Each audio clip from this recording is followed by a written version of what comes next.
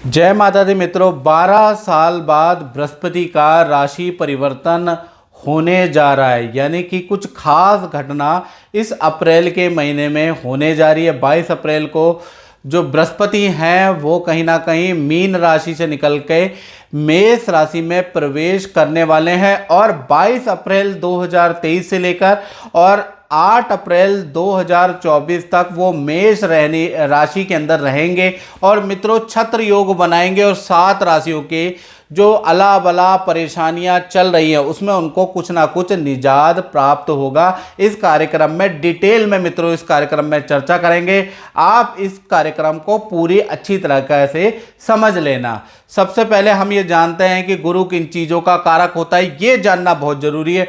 देखिए, नव ग्रहों के अंदर सूर्य, चंद्रमा, मंगल, बुध, शुक्र, शनि, राहु, केतु, ये 9 ग्रह होते हैं ज्योतिष के अंदर।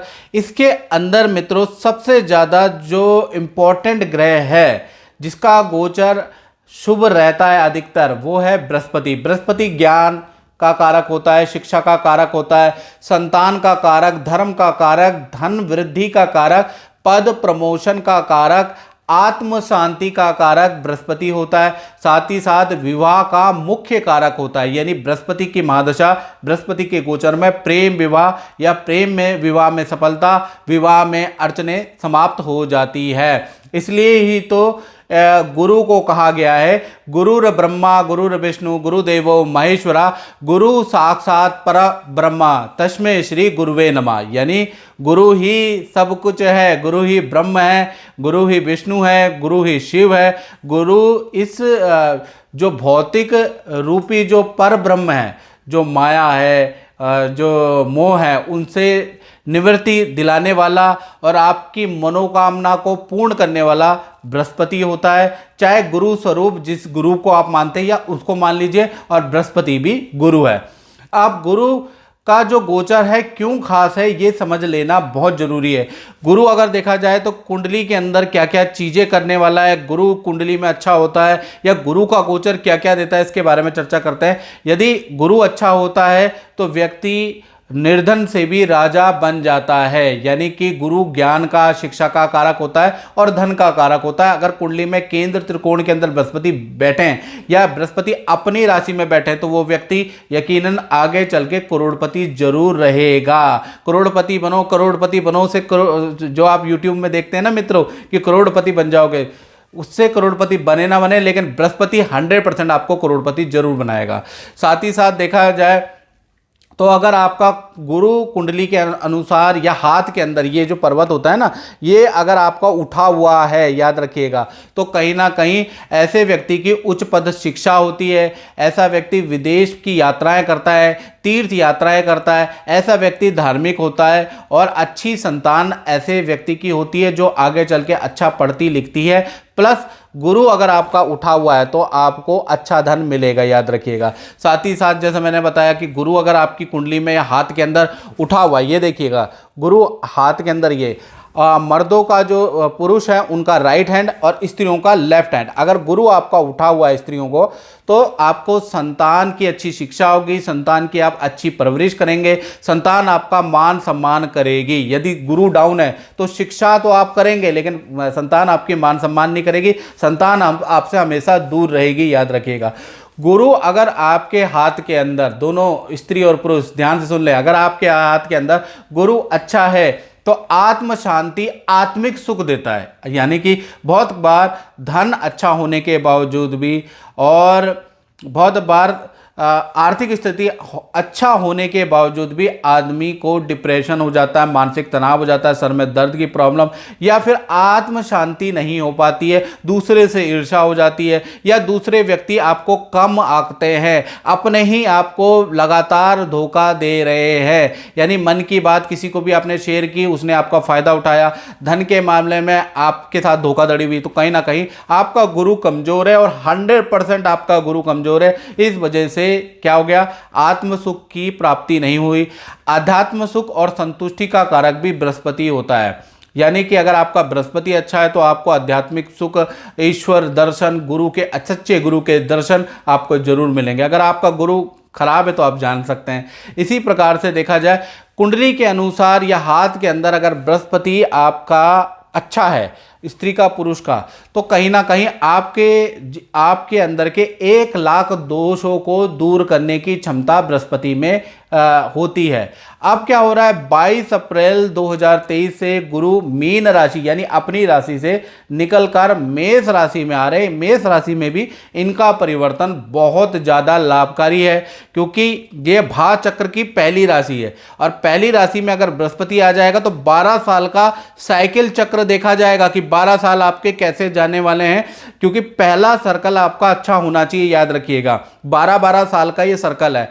तो कहीं ना कहीं देखा जाए तो 22 अप्रैल 2023 से गुरु मेष राशि में जा रहे हैं और देखा जाए तो 30 अक्टूबर 2023 से तक क्या होगा कि गुरु मेष राशि में जाएंगे, वहां पर राहु महाराज पहले से ही विद्यमान है, तो गुरु और राहु की युति बनेगी, गुरु चंडाल दोष बनेगा और ये 30 अक्टूबर तक रहने वाली है। अब उसका क्या प्रभाव रहेगा, गुरु चंडाल जब बन जाता है तो उसका क्या प्रभाव रहेगा और राशि पर क्या प्रभाव पड़ेगा, बड़ी डिटेल में चर्चा करेंगे। कार्यक्रम पूरा देखिएगा, नहीं तो फिर इफ एंड बट और यूट्यूब चैनल आप देख लेते हैं करोड़पति अरबपति बनाने वाले, फिर आप यहां कमेंट में लिखते हैं ऐसा कुछ नहीं हुआ। मेरा कार्यक्रम शास्त्र सम्मत होगा, श्लोक के साथ में, मंत्रों के साथ में आपको मैं बताऊंगा, पूरी रिसर्च लेके आऊंगा कि बृहस्पति आपको कैसा रिजल्ट देने वाला है।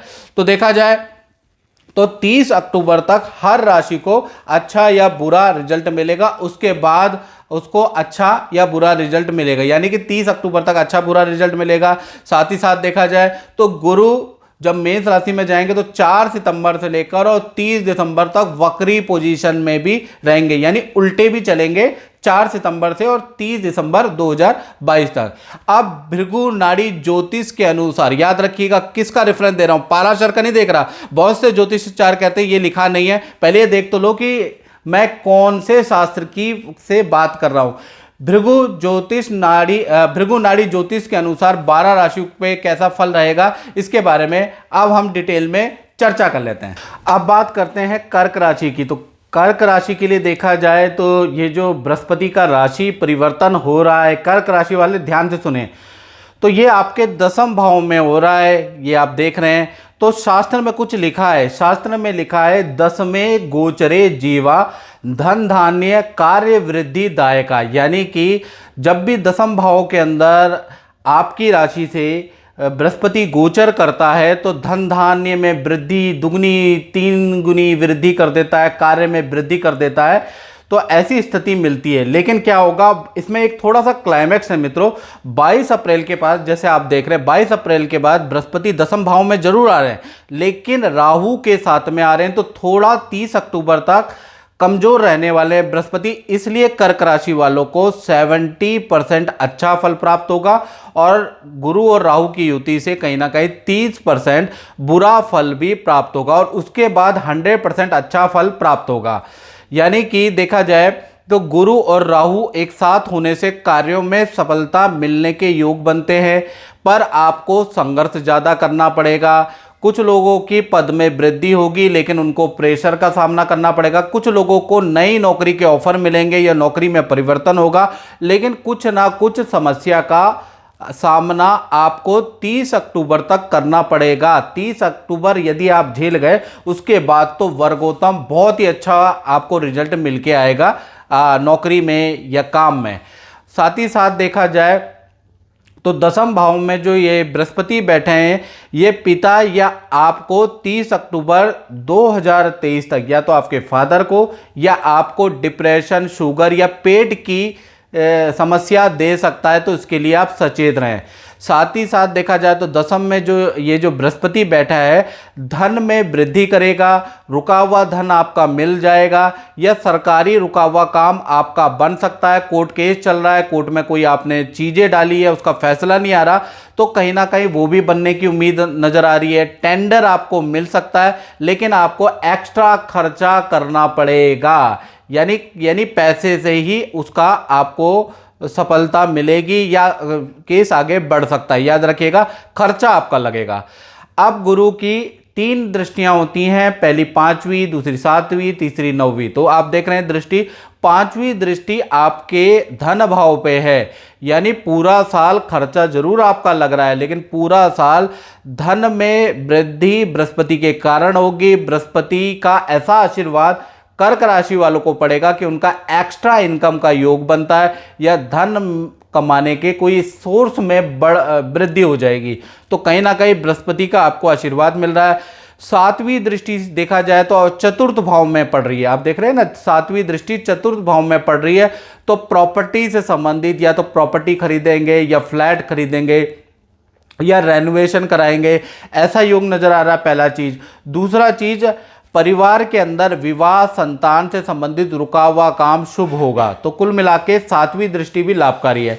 अब 9वीं दृष्टि की बात करें तो बृहस्पति की जो 9वीं दृष्टि है आपके रोग भाव पे पड़ रही है। ये दृष्टि ज़्यादा अच्छी नहीं है, आपको डिप्रेशन हो सकता है, थायराइड की समस्या हो सकती है, बीपी की समस्या आपकी बढ़ सकती है, यानी बृहस्पति की ये दृष्टि बहुत शुभकारी नहीं है। एक और बात बता दूं, सितंबर से लेकर और दिसंबर 2023 तक गुरुदेव वक्री हो जाएंगे, यानी उल्टे चल जाएंगे।